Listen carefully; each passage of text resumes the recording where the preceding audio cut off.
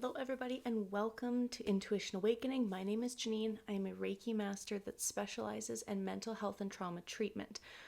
Today and over the next series of weeks and months, I wanted to create a series of videos focused on mental illnesses and what they look like, how they are interpreted from an energy practice, from an energy perspective. So what do I mean by that? How do I, as a Reiki healer, treat anxiety, depression, PTSD, bipolar? How would I approach those differently than, per se, Western medicine and medications? What does Reiki believe the root cause of these illnesses and these concerns are? So keep in mind that not only am I a Reiki master, I'm a medium.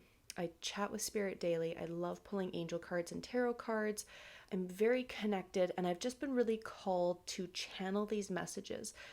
I would have loved this information when I was first being diagnosed with mental health illnesses like depression. And a few years later, it was anxiety. And then a few years later after that, we finally came to the conclusion that I was really suffering all along with PTSD.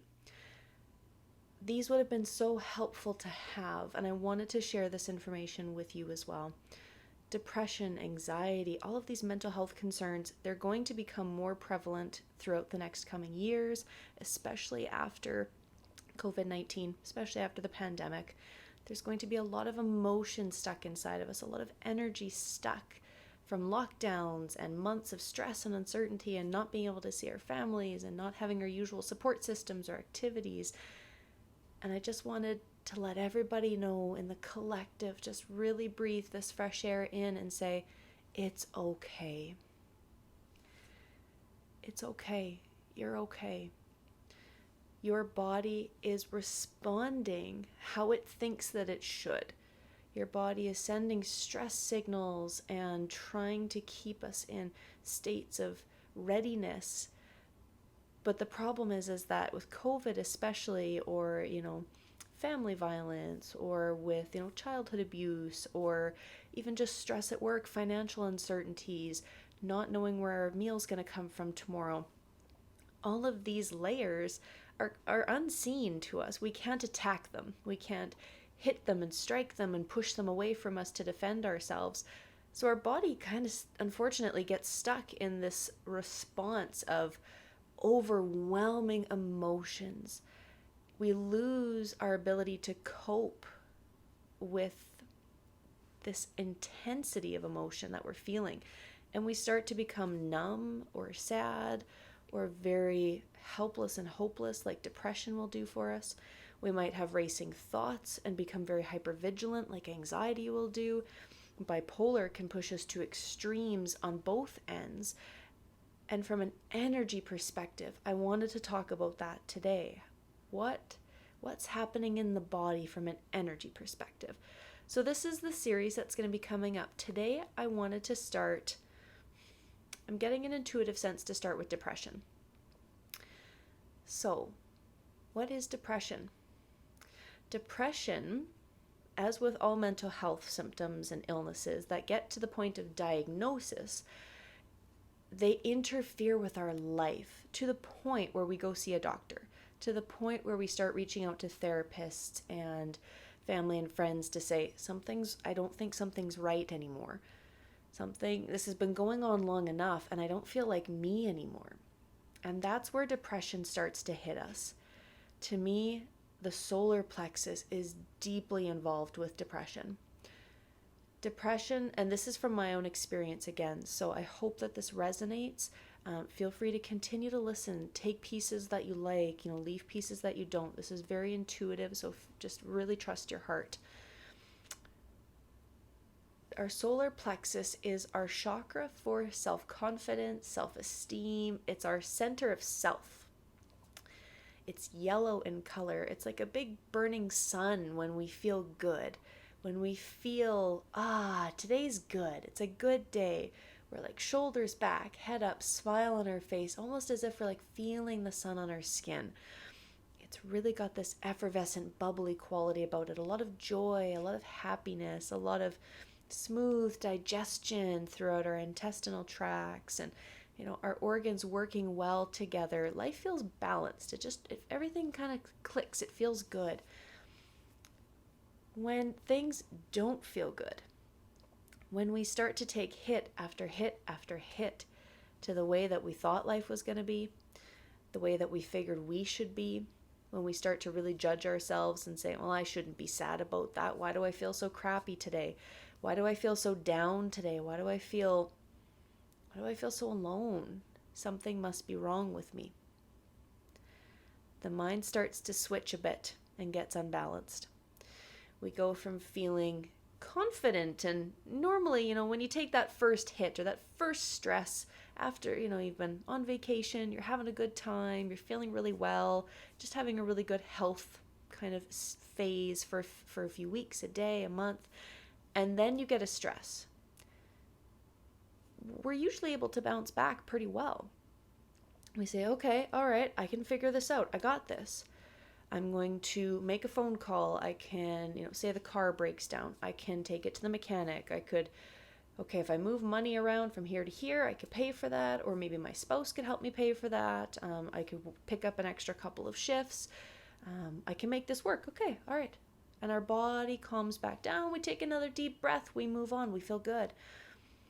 Depression, I really feel like, happens when we just take hit after hit after hit after hit, and there's this diminishing sense of, I can handle this. We start to feel like, I can't handle this. Why can't I handle this? I must be defective or deficient. There's something in me that's different than everybody else, because they can handle it and I can't. What's wrong with me? And then we start usually going to see a doctor, or we start self-medicating with alcohol or drugs or substances. We start eating more. We start pulling away from people because we feel like we can no longer relate to them. We don't want to talk to them. They wouldn't understand our life. So there's this isolation that comes. Our self-confidence is hit. And for a lot of us who are just starting this healing journey or are brand new and have never really experienced very deep symptoms like this, I know when I was first depressed and really feeling it and staying in bed 24 hours a day and not eating, I didn't understand what was happening. I didn't have a clue what was going on. But it started to dawn on me that I don't think this is normal, but it took me a while, and that's okay. A lot of this happens very unconsciously because the majority of us live very unconscious lives. We don't see the leaves on the trees. We don't consciously notice our breath and, gosh, just how good it feels to breathe. We don't tap into that sense of being very often. And depression is just another unconscious train track that our brain gets on. We start believing that we're not worth anything. We start feeling very helpless and hopeless, like we couldn't fix it even if we tried. Look at all the things that have gone wrong. I can't possibly be expected to fix this. And because other people seem to have it all together, I can't ask them for help. How ashamed would I feel? They might laugh at me. Maybe they think I'm stupid. They're not going to understand it. Depression really starts to separate us from people and ourselves. And that, a lot of it, I feel like, comes from the solar plexus. We'll also start to get digestive symptoms. You won't want to eat. And if we're not eating, we're not getting the nutrients we need. So it starts to affect the rest of our body. And this is how the chakra system works. When something is out of balance, it's kind of like, a cog or that part in a machine. If everything's working smoothly, all the gears are turning. When something gets out of place, everything else kind of starts to bump and jumble, and you start hearing noises in your car. Things start to go out of whack. And that's where Reiki comes in. We kind of diagnose and look at things like, where is the energy not doing okay? And how can we support that? So that's another thing I wanted to do with these videos, is give you some supportive exercises for that chakra. So for the solar plexus, like I said, this is all about our center of self. Its color is yellow. So little bitty steps that we can take, because depression's very overwhelming. I would never want to send you home with 6 pages of homework to figure it out on your own, because that's what a therapist is for, to help you through stages of thought challenging. And I want to give you little tips that I find personally helpful that can be done like this. And over time, these little repetitive actions add up. So for example, thinking or visualizing the color yellow surrounding you. Tune into that energy. Even if it's placing your hands on your abdomen, kind of hugging your belly a bit, just close your eyes. Even if it's only for 2 minutes, 30 seconds, if it feels really overwhelming or you feel really sad or numb, that's okay. It's all right. As you go and do this exercise many times, you might start to feel a little tingling, or you might notice, oh, I think my digestive, like something made a noise or grumbled, my stomach grumbled. All of those are little signals that the body is waking back up. You're teaching it that I am here, I am safe. I'm going to help my own body through this. So while you're in between therapist appointments, maybe you're waiting to up your dose of medication, maybe you're just learning about this and you just really feel, I don't want to be on medication at all. That was where I was. I didn't want to take medication, but I lived in a small town. I was 17. I didn't really have too many choices. I didn't think that I did. And I was so depressed and just not in a good space. I couldn't advocate for myself at all. So medication is what we tried, and it didn't work. Medication doesn't work for everybody. It's still a good thing to try. I recommend you go and see your doctor. Have these conversations. Let people in. Add people to your medical support team. I always say you're the manager of your own health. So hire doctors, hire your counselors, vet them out, do this process of interviewing. And if you don't like it, move on. Find someone else who fits better with you. That's okay. That's your right as a patient. You are the manager. You get to make those choices, which we sometimes forget. So yeah, one exercise, visualize yellow around you, even gold. Like, feel into those times when you've been confident, and that's what I want to feel again. Just imagine it surrounding your body, which is called your aura. We have an energetic field around us called our aura. Imagine it shining yellow. If you're in a really tough spot when you're out socially or you're with your family and you're feeling really sad or just getting to that numb stage, if you can catch yourself, amazing. Awareness is the first step, and I am so happy that you're noticing these things, that you've found videos like this, that you're aware. That's a lot of people don't get to that step because, like I said, we are so unconscious in our way of living. So it might not feel great right now to be aware that you're depressed or feeling that symptom, but just know awareness is the first step in healing. And I really believe that mental illnesses are not a life diagnosis. This is something we can learn to give so much love and attention to within ourselves that we no longer experience it the same. It no longer is anxiety. It's just, oh, I felt a little anxious today and that was a normal feeling. And now it's gone again. It no longer has that control on our life. So continue to advocate for yourself, to do little practices like another exercise, wearing yellow clothing, keeping those little subtle reminders around your house that I am aware that I am experiencing depression and that it comes from a center of self-confidence. It comes from my sense of self being eroded and really hit. So how do I remind myself of that? Okay, now I can give myself some more love. Love yourself. What is something that you are so good at that on the days when you're not depressed, I realize this isn't going to be an exercise that you do when you're down in the dumps, but on those days where you feel okay, where you're feeling even just neutral, what can you do to boost that self-confidence back up? Get that self-esteem back. Are you really good at, playing with your kids? Do you have a lot of fun with that? Go outside, just be spontaneous and ask them, I want to do this. I want to show you how good I am at this activity. Maybe it's journaling or writing, whatever your kind of passion is, whatever you're really good at that just makes you feel good. do that for even 5-10 minutes on the days you're doing well, on the days you're having a good day. Then you can reflect back to those days when you're depressed and feel, I did have some good days recently. It starts to show the brain that, things aren't always depressed, because that's where our brain will want to go, right? We've been there where everything becomes depressed, and that's why we need to start thought challenging and checking in with our reality. Are things really that bad? Depression and anxiety will always tell you yes. They will jump on that bandwagon. They will drag you down, because those are just the illusions and the tricks that our mind likes to play.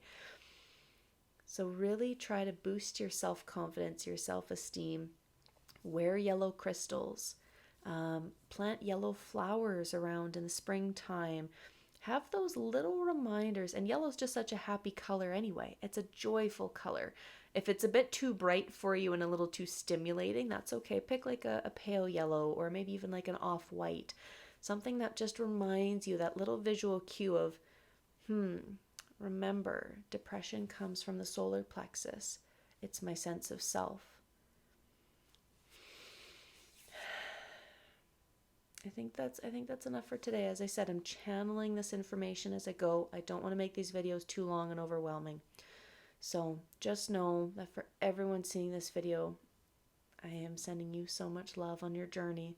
I am always here for you. You're welcome to visit my website, intuitionawakeningbyjanine.com. Check out my Facebook and social media pages and Instagram and YouTube. I have a variety of anxiety, depression, resources, meditations. I have blogs where I kind of dive into some of these topics a little deeper too. And I will see you again when I explore. I'll probably do anxiety and PTSD, bipolar, might even touch on schizophrenia, because I have a few people in my life that are very close to schizophrenia and delusions and, alcohol and substance abuse disorders. And there's this whole other side of medicine that isn't talked about. And I really want to try to bring some light to that. So thank you for joining me. Like I said before, honor whatever comes up intuitively for you. If this feels good, go with it. If you feel you really do need some medication to try it, if you want to go to your counselor, your therapist, and talk it out and have them prescribe some exercises along this line as well, make sure you really, it's a responsibility for your own health. So talk about these ideas with your doctor and with your care team to say, I want to try to build up my self-confidence. I think that would help. How do I go about doing this? How can you help me with that? Depression makes me feel very weak and small and unworthy and helpless, and like nothing's ever going to get better. I want some things that really make me feel good in my life to say, I can do this. I'm okay. Build my confidence back up. I got to find my self-worth again. Ask for help from other people. Come to me for Reiki sessions. Go to your therapists and ask for some journaling prompts, some role-playing exercises. It's your health. You get to decide what this journey is going to look like for you. So I'm sending you so much love from the bottom of my heart. Thank you again for joining me today, and we'll see you again for the next part. Have a good day.